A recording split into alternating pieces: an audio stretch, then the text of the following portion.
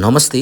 आज म तपाईहरुलाई फेरि जापानको टोकियो शहरबाट माउन्ट फुजीको भ्रमण लिएर आएको छु। यो भन्दा अघिको माउन्ट फुजीको भ्रमणमा सहभागिता भए पनि खराब मौसमको कारणले माउन्ट फुजीको दर्शन गर्न नपाई निराश भई फर्किएको थिए। तर यसपटक माउन्ट फुजी हेर्नको लागि विभिन्न मौसमसँग सम्बन्धित वेबसाइट मार्फत पुष्टि गरी मैले यो भ्रमण गरेको थिएँ। यही माउन्ट फुजी भ्रमणको रमाइलो सम्झनाहरू लिएर आज म प्रस्तुत भएको छु। आशा छ यहाँहरूलाई अवश्य नै मनपर्छ होला अनि कृपया मेरो यस भिडियोलाई लाइक, सेयर अनि सुझाव सहित कमेन्ट पनि गरिदिनु होला। साथै च्यानललाई सब्स्क्राइब पनि गरिदिनु होला। धन्यवाद। Hello everyone and good morning from Tokyo, Japan. Today I'm again with Manik Bhai and we are here and on a Mount Fuji tour. So how are you feeling, Manik Bhai? Very good. Very tired, but very good. Yeah, we just landed around 2 in the morning, right? Yeah. 2 in the morning. We came hotel at 3 in the morning and we slept for like 1 hour, something like that. And we are here again.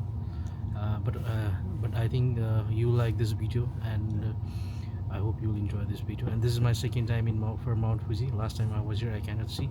And let's hope today we can see it.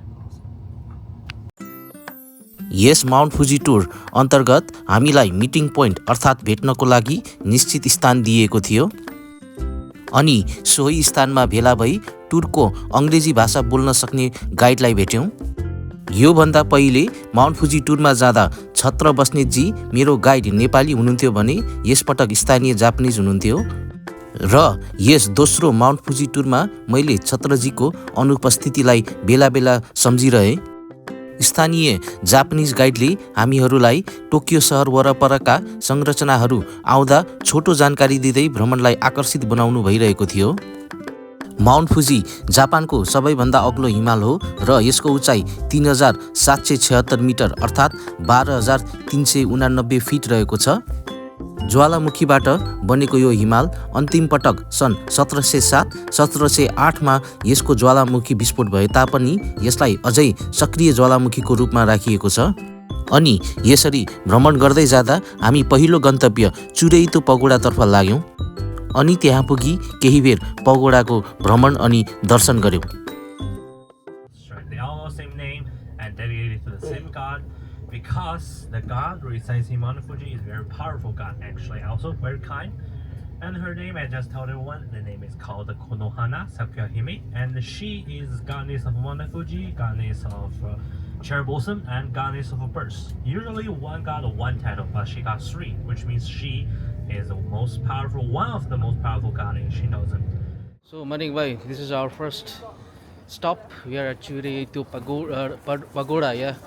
Right. So how are you feeling at this moment? Feeling fantastic. It's such a beautiful weather. It's such a crisp sky, and we are so lucky to feel the fact that first time I'm coming and I get to see Mount Fuji. So many people come multiple times and they never get to witness it and see it. Just clearly. like me. And first time for me, and how lucky am I to see it. चुरेइतो पगोडातिर जाँदैछौँ। अघि हाम्रो tour गाइडले भनेअनुसार चाहिँ यो pagoda चाहिँ पहिला Japan चाहिँ विभिन्न युद्धमा परेको रहेछ। त्यो युद्धमा पर्दाखेरि चाहिँ त्यहाँको मरेको जापानी सेनाहरूको आत्मा चाहिँ यहाँ आओस् भनेर चाहिँ उनीहरूको सम्मानमा चाहिँ यो पगोडा बनाइदिएको रहेछ। त्यही पगोडा हेर्न जाँदैछौँ, दर्शन गर्न जाँदैछौँ। यहाँ करिब हामी 1 घन्टा 20 मिनट बस्नेछौँ अनि हाम्रो यात्रा फेरि सुरु हुनेछ। अहिले गाडीलाई फलो गर्दै गर्दै जाँदैछौँ। चुरेइतो पगोडा सन् 1963 मा शान्ति स्मारकको रूपमा निर्माण गरिएको थियो। सन् 1800 को मध्यदेखि दोस्रो विश्वयुद्धको अन्त्यसम्म शहीद भएका जापानिज सेनाहरूको सम्झना स्वरूप यस शान्ति स्मारकको निर्माण गरिएको थियो। यस 5 तले पगोडा जापानको फुजी योसिदा शहरलाई देख्न सकिने गरी पहाडको फेदमा निर्माण गरिएको छ र यो पगोडा सन् 705 मा स्थापित आराकुरा सेन्जेन तीर्थस्थलको एक हिस्सा पनि हो। साथै यस चुरेइतो पगोडा एक लोकप्रिय पर्यटकीय गन्तव्य पनि हो। यहाँ करिब 300 भन्दा बढी चेरी ब्लोजमका रुखहरू रोपिएको छ अनि यही सुन्दर चुरेइतो पगोडाको दर्शन र मनमोहक माउन्ट फुजीको दृश्यावलोकन गर्न पाउँदा हामी निकै नै खुसी र आनन्द महसुस गरिरहेका थियौं। So Manik Bhai, Hanji. so what happened is like the guy told us there are 2 routes. One is with the steps, one is without steps. Right. So with the steps is around 398 steps. Without step is a long one, but without any steps. So which route shall we take? Let's do the steps, huh? Let's try. Huh? All right, let's do it. We'll be all right. We'll be all right. I hope we'll survive. Pagoda चढ्नतिर लागेको छौँ अनि अब टक्क लाएर माथि चढिँदैछ उकालो बानी चाहिँ छुटेछ हिँड्ने फ्याफ्या परिँदैछ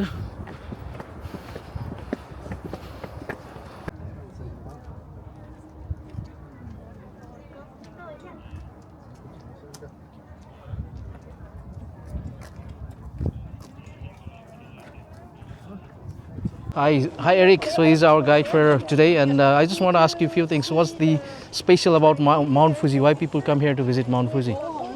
Why people come here? Yeah, I mean, why are the tourist It's area? so popular, and as you can see that way, Yeah, so beautiful, right? Yes. We can see it all. It will be definitely beautiful. And this is the reason I think. Okay. We're beautiful.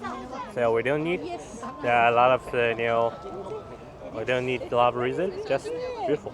Okay, and so what is the best time to come and visit Mount Fuji?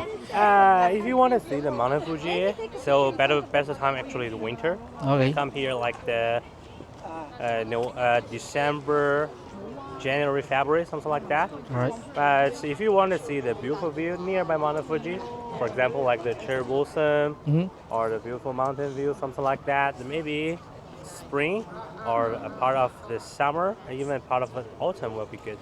Okay. Like if you want to see the cherry blossom, you need to come here during the spring. And if you want to see the autumn leaf, you need to come here in autumn. All right. If you want to see everything green, everything so good, and you want to enjoy the traditional nature feeling, you need to come here.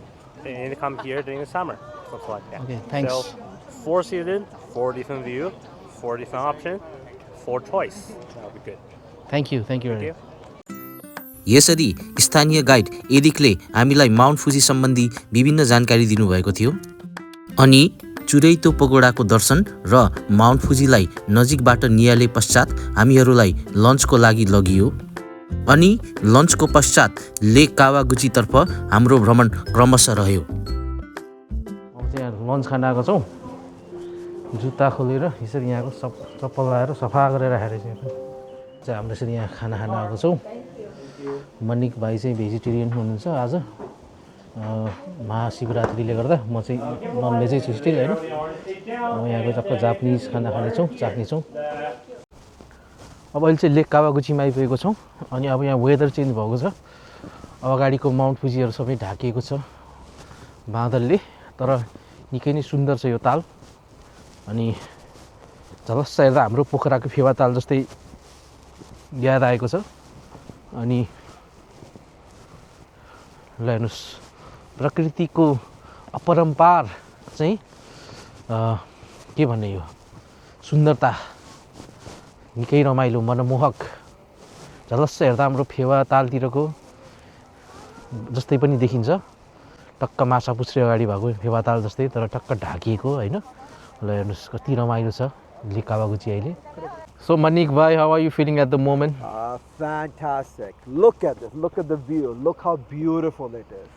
How can you not be so happy with this nature, this serenity, and how gorgeous it is?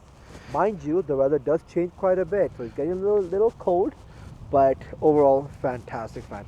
So what do you find the difference between lake in Canada, Vancouver, and the Lake Kawaguchi here? You know, it is similar. We have something like this in Canada.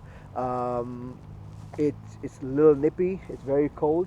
The only thing I really enjoy here, how clean, how serene it is. But compared to Canada, it's similar. I'm so used to this, but I cannot discount how beautiful, how gorgeous it is. The mountain, the lake, the houses, it's just beautiful.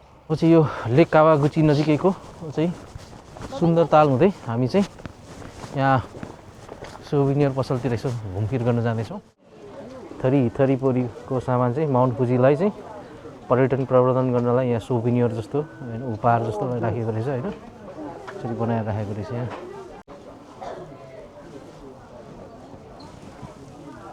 के हो के ल Japanese रक्सी रहेछ जस्तो छ यो है कडा कडा रक्सीहरू यो चाहिँ यहाँको ल मह रहेछ जापानको यहाँको लोकल मह बिस्कुटहरू के हो के यो चाहिँ जापानको माचा ग्रिन टी भन्दै थियो मैले कुन ठाउँबाट ल्याएको थिएँ ग्रिन टीहरू साथीभाइहरूले एकदम मन पराएको थियो ल्याइदियो भन्दै है यहीँबाट लानु पऱ्यो 2टा जति स्याउ हेर्नु भने कत्रो फुजी स्याउहरू यहाँको जापानको स्ट्रबेरी यहाँको अर्ग्यानिक फलफुलहरू अङ्गुर स्ट्रबेरीहरू टन्नै स्ट्रबेरी पनि थरीको रहेछ कावागुची ताल माउन्ट फुजी वरपरका 5वटा तालमध्ये एउटा ताल हो र तीमध्ये दोस्रो ठुलो ताल पनि करिब 800 मिटरको उचाइमा रहेको यस तालको क्षेत्रफल भने 6.13 वर्ग किलोमिटर रहेको छ र सन् 2013मा यस ताललाई विश्व सम्पदा सूचीमा राखिएको थियो अनि यही मनोरम तालको भ्रमण पश्चात हामीहरूलाई टुर अन्तर्गतको अर्को गन्तव्य साइको इयासी नो सातो नेन्बातर्फ लगियो इयासी नो सातो माउन्ट फुजीका 5वटा तालमध्ये साइको तालको पश्चिम किनारमा अवस्थित रहेको पुरानो गाउँ हो सन् 1966मा आधीको समयमा आएको पहिरोले यस गाउँलाई ध्वस्त बनाएको थियो त्यसको 40 वर्षपछि यस गाउँका घरहरूलाई परम्परागत रूपमा खरले छाएर पुनर्निर्माण गरिएको थियो त्यसपछि यस गाउँलाई सङ्ग्रहालय र परम्परागत शिल्प गाउँको रूपमा विकसित गरिएको थियो अहिले भने यहाँ मानिसहरू निवास भने गर्दैनन् बरु यस सङ्ग्रहालयमा पर्यटकहरूले जापानी संस्कृतिको बारेमा जान्न र विभिन्न स्थानीय हस्तकलाहरू बुझ्न सक्दछन् र यस गाउँमा अहिले 20वटा भन्दा धेरै घरहरू छन् जसलाई पसल रेस्टुरेन्ट र सङ्ग्रहालयको रूपमा पुनर्स्थापना गरिएको छ यो ठाउँलाई चाहिँ साइको ल्यासी नो सातो नेम्बा भन्ने रहेछ यो चाहिँ भिलेज जस्तो संरक्षण गरेर राखेको छ हाम्रो नेपालको घान्द्रोक जस्तै संरक्षण गरेर राखेको छ छिर्नलाई 500 रुपियाँ लाग्ने रहेछ यहाँको यहाँ छिर्दैछौँ यस्तो नि चाहिँ गाउँ हेर्दै हुन्छ यताली चट्ट लाएर ल हेर्नुहोस् जापानको गाउँ कति सफा छ यहाँ ल चट्ट सफा बनाएर राखेको छ